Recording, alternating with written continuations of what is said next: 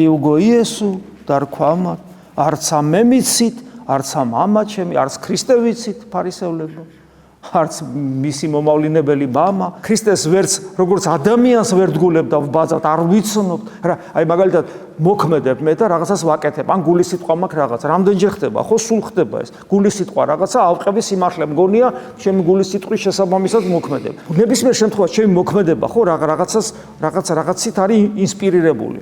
და ამ დროს კითხვა, კი მაგრამ ეს ქრისტეს მოსწონს ეს ქმედება, ეს გულის სიტყვა, ეს მდგომარეობა, ეს დამოკიდებულება მოსწონს ქრისტეს რაც შენში ხდება თუ არ მოსწონს?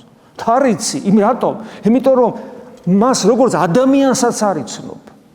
ქრისტეს როგორც ადამიანსაც არ იცნობ. აი შენს გვერდზე რო ყოფილიყო ქრისტე, ხო? აი მოიწონებდა თუ არ იწონებდა, ესეც არ იცი.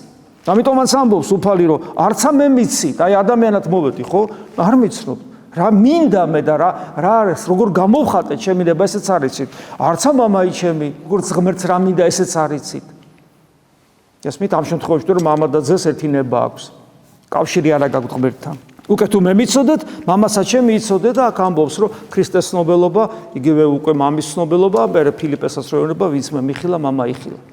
აი ეს სული რო გვეხუთება, თუ გვეხუთება სული უღმრთობის გამო და თუ ეს ასე ხდება, რომელიმე თქვენგანში, იმედია ყველაში, მე გილოცავთ, იმიტომ რომ უნდა გეხუთებოდეთ სული და უნდა მგლოვარებდეთ უღმრთობას.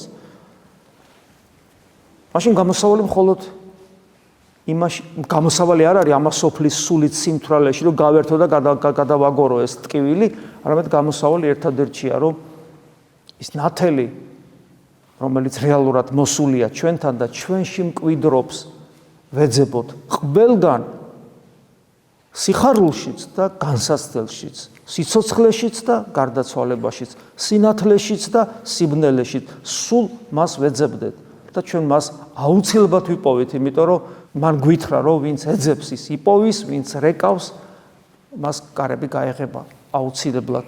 ამინ.